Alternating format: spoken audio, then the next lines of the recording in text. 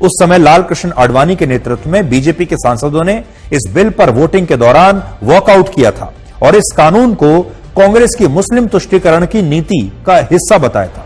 इसलिए आज बड़ा सवाल यह है कि जब बीजेपी इस कानून के पहले दिन से खिलाफ थी, तो क्या अब जब उनकी खुद की सरकार है, तो क्या अब मोदी सरकार इस कानून में संशोधन करने के लिए एक नया बिल लाएगी? क्या इस कानून को बदलेगी या इस कानून को रद्द करेगी? भारत का संविधान केंद्र सरकार को यह अधिकार देता है कि वो संसद के दोनों सदनों में इसका संशोधन बिल लाकर इस कानून में बड़े बदलाव कर सकती है, लेकिन सरकार ऐसा करेगी या नहीं, ये एक बड़ा सवाल है। वर्ष 1981 से 2024 के बीच 11 लोकसभा चुनाव हुए, जिनमें एक भी चुनाव में बीजेपी ने अपने घोषणा पत्र में इस कानून को लेकर कभी कोई वादा नहीं किया। बीजेपी के नेता इस कानून का नैतिक रूप से समर्थन नहीं करते, लेकिन वे इस कानून को समाप्त करने का वादा भी नहीं करते। नमस्कार साथियों, मैं आपका दोस्त अशफाक अहमद और आप देख रहे हैं देशभक्त चैनल। ये अभी सुप्रीम कोर्ट ने जो प्लेसेस ऑफ वर्शिप एक्ट है, तो इस पे एक बेंच बना दी है और उस पे सुनवाई चल रही है। और इसी बीच उन्होंने एक आदेश भी जारी कर दिया है कि जितने भी जो अभी खुदाई चल रही है मस्जिदों की, मतलब कि सर्वे चल रहा है, तो उसको तुरंत बंद कर दिया जाए, कोई अभी नया केस भी ना लिया जाए और जहां जहां पर भी जांच की जो सर्वे का आदेश दिया गया है उसको अभी रोक दिया जाए। तो ये जो प्लेसेस ऑफ वर्शिप एक्ट जो है, तो ये 1991 में आया था और ये इसके तहत आया था कि जो बाबरी मस्जिद है उसकी सुनवाई कोर्ट में चल रही थी और उस पे मतलब कि जो दावा था कि ये तो मंदिर था, और इस पे सुप्रीम कोर्ट ने देखा कि इस पे मतलब काफी पेंच आ सकता है। और दूसरे जो सरकार जो उस समय थी, उस समय पीवी नरसिम्हा राव की सरकार थी, कांग्रेस की सरकार, तो उन्होंने देखा कि ये इस तरीके का पूरा देश में माहौल बन रहा है कि ये हर जगह खुदाई करने की बात करते हैं, बोलते हैं कि 33,000 मंदिरों को तोड़ के मस्जिद बनाया गया है। तो ये तो मतलब माहौल जो है देश का बहुत खराब हो रहा है। तो आपको याद होना चाहिए कि उस जमाने में ये जो बीजेपी के नेता थे जैसे आडवाणी, तो पूरे देश में वो रथ लेके घूमते थे कि राम मंदिर बनाएंगे, और इतने दंगे हुए थे। तो इसी के मद्देनजर एक कानून बनाया गया संसद में, प्लेसेस ऑफ वर्शिप एक्ट। तो उसमें कहा गया कि अब चूंकि इसकी सुनवाई चल रही थी बाबरी मस्जिद की और उस पे अब रोक नहीं लग सकता है, तो उसको छोड़ दिया जाए। बाकी इसके अलावा जो और भी जगह जहां पे ये क्लेम होता रहता है कि वहां पर मस्जिद नहीं है मंदिर है, तो इस पे रोक लगना चाहिए। तो ये कहा गया कि 1947 में जो वर्शिप प्लेस है, तो उसका जो कैरेक्टर आज है वो उसको बदला नहीं जा सकता है। तो ऐसा अगर कानून बन गया तो उसके बाद में फिर ये जितना भी सब क्लेम चल रहा है सब बंद हो जाएगा। तो इसीलिए ये लाया गया। तो अब देखिए क्या हो रहा है कि वो जो कानून है, अब जैसे क्या होता है कि जो लोग होते हैं वो उनको खोलने में मजा आता है, कुछ ना कुछ मतलब कि लूप होल निकालना है। तो इसमें भी एक लूप होल निकाल लिया कि इसमें कहा कि जो ASI प्रोटेक्टेड मॉन्यूमेंट्स है ना, उसमें जो है ये वर्शिप एक्ट लागू नहीं होता है। और इसमें कानून में ये नहीं कहा गया है कि आप सर्वे नहीं कर सकते हैं, कि उसमें सिर्फ ये कहा गया है कि उसको बदल नहीं सकते। हाँ, तो इसका फायदा उठा के उसके बाद में अभी खुदाई चल रही है पूरे देश में। तो ये देखिए बीजेपी का दोगलापन कैसे उजागर होता है कि प्लेसेस ऑफ वर्शिप एक्ट का उन्होंने विरोध जरूर किया था जब 1991 में ये कानून लाया जा रहा था, लेकिन ये अपने मैनिफेस्टो में कभी भी ये कि इसको हटा देंगे ऐसा करके कभी नहीं लाया। अब ये इनके बीजेपी के मैनिफेस्टो में हमेशा रहता है कि हम 370 जो है कश्मीर का आर्टिकल हटा देंगे तो राम मंदिर बनाएंगे, तो और भी इस तरह के जो एजेंडा होता है हिंदू मुसलमान का, तो ये सब उनके मैनिफेस्टो में हमेशा रहता है। लेकिन प्लेसेस ऑफ वर्शिप एक्ट को हटा देंगे, ये कभी भी नहीं रहा। और उसकी वजह क्या है कि ये उनको लूप होल इनको पता है, तो उसका फायदा उठाएंगे। और साथ साथ में मतलब कि जो बोलते हैं ना कि सांप भी मर जाए लाठी भी ना टूटे, तो इस तरीके का इनका ये रवैया था, तो ये चल रहा था। अब लेकिन जब सुप्रीम कोर्ट इस मामले में दखल दे रहा है, तो अब क्या है कि संशोधन तो संसद से करना पड़ता है, कोई भी कानून होता है तो कानून खुद संसद से बनता है। सुप्रीम कोर्ट उसमें सिर्फ उसको किस तरीके से उसको इम्प्लीमेंट करना है वो कर सकती है, कोई संशोधन लाना है तो वो सजेशन कर सकती है ना।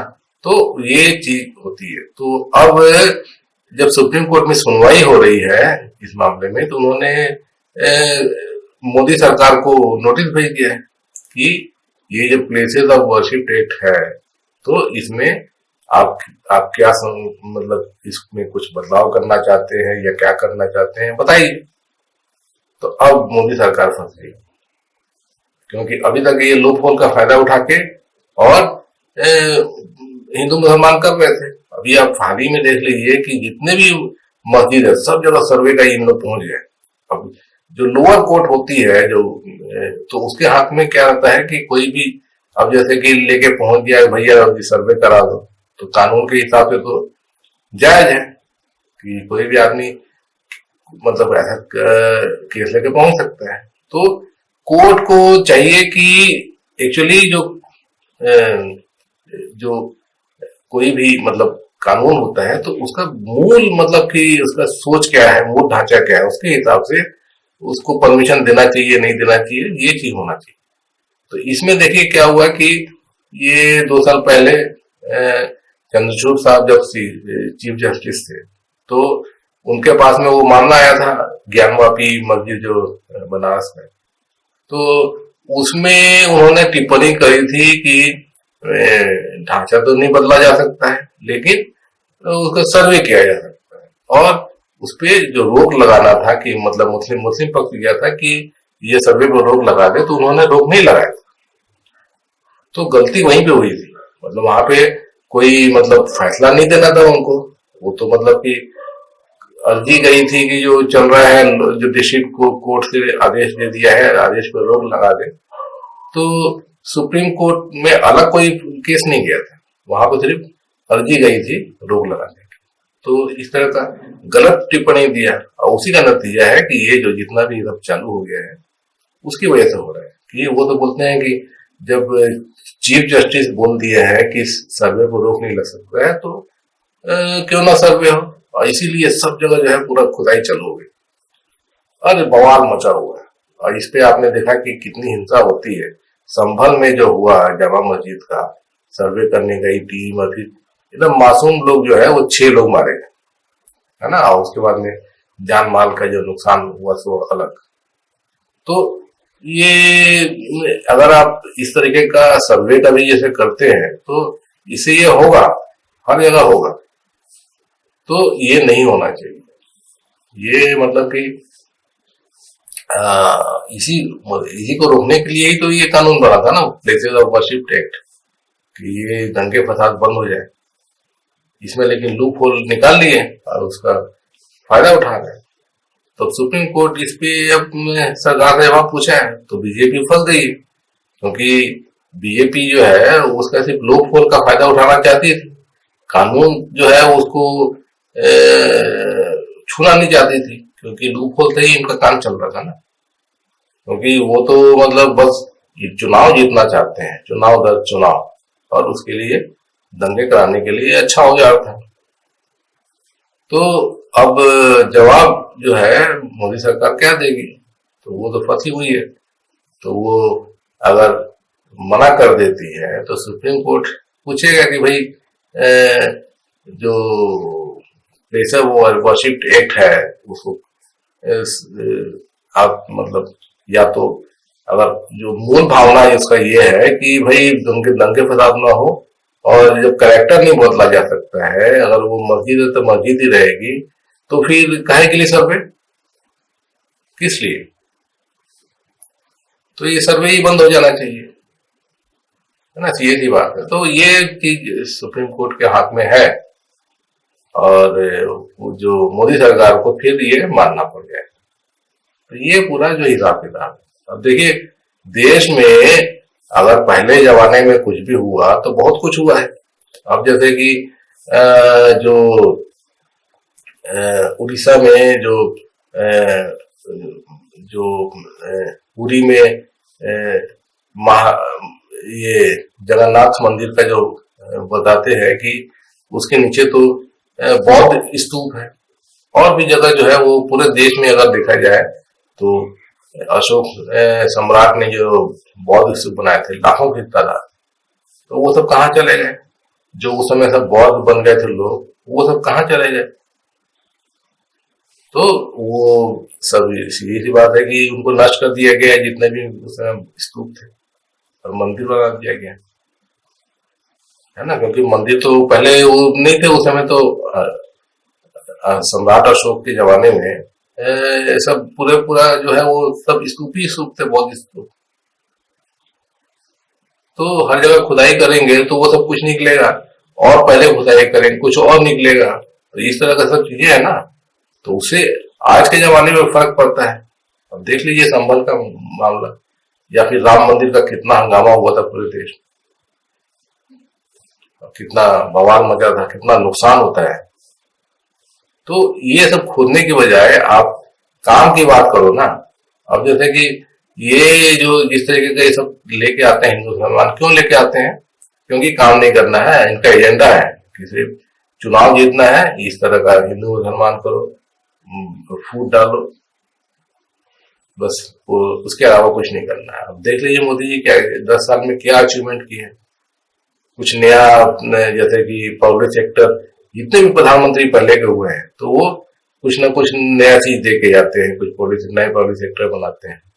अब डॉक्टर मनमोहन सिंह ने कुछ नहीं तो मेरे ख्याल से 22-23 नए पब्लिक सेक्टर बना के गए।